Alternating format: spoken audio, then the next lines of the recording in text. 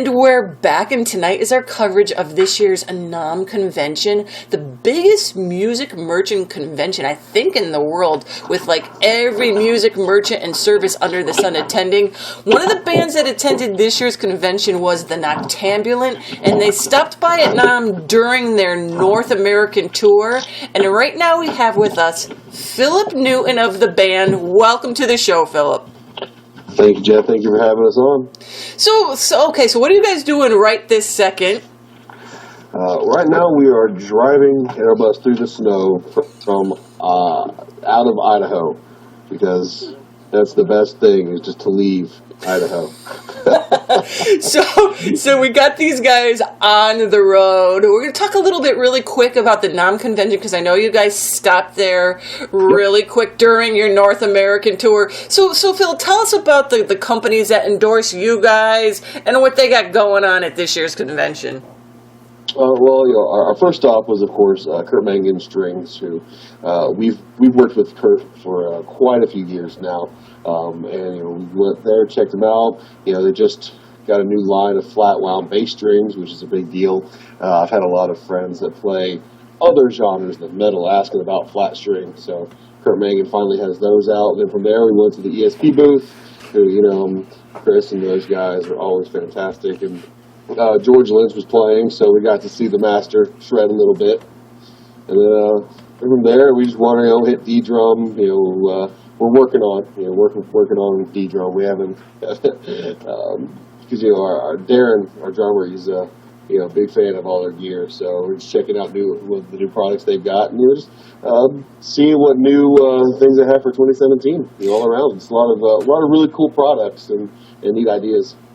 So what were some of the big draws there? I mean, of course, it's probably some of the artists at certain booths, but what were some of the big, to-dos there? There's 1 million people over there, how come type of booths?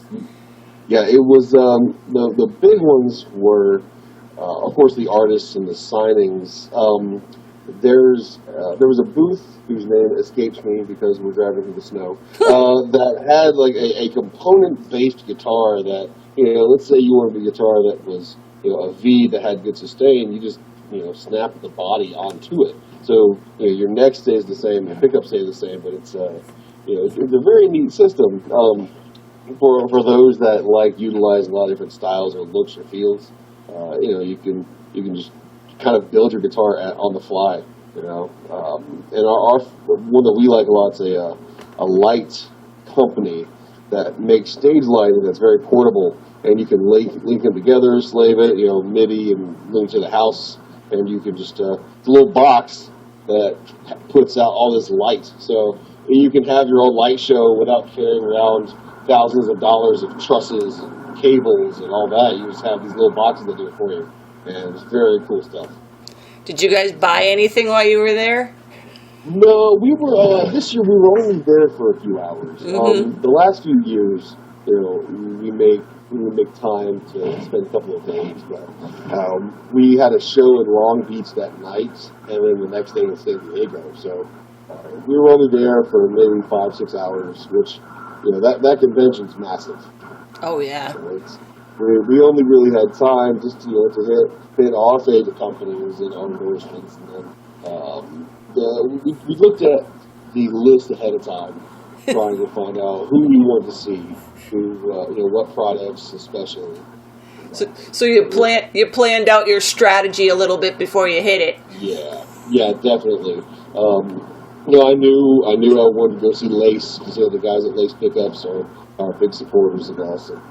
Jared down there. So we went Lace, got to hang out with Brad from Mastodon a little bit, and talk to them before we headed out to Long Beach. So tell us a little bit about your tour now. I know it's just about wrapping up, but I mean, you guys took off from Florida and you have traveled thousands of miles. So tell us about your tour. It started at the beginning of January, and we hit the Panhandle, maybe Alabama, do a bunch of shows, kind of like a warm-up, and then headed west, played all through the Southwest, Arizona, New Mexico, California, looped back around for an awesome show in Tucson, which we've never played in Tucson. Okay, it was a major problem out that night. And we headed up the coast, Grants Pass, Portland, Seattle, Boise. I know I'm forgetting some in between there. And now we're heading back south. We're going to go back through Texas and a few other southern states, and we get to go home. And once you guys hit home, do you got anything going on for the year? Yeah, the pre-production for the album is basically done. The next album, because our first album was released in August on DG Records, so that's complete, and that's what we're trying to push right now is a new album and get that out there. But of course, we can't just be stagnant and wait. So we've got the next album basically written. We're going to start recording that and getting that going. We have a new single we just recorded and finalized. So once the album cycle is kind of done, we'll push that single out. We're looking to do a couple of splits with some other bands that we like, and then focus on pushing the next album. Good. Well, it sounds like you're going to be keeping yourselves out of trouble for the most part. Yeah, for the most part. And I'm going to let you get going, but thank you for taking the time out instead of sleeping during your ride to do this with us here tonight. It is a pleasure as always. Thank you very much for having us on the show.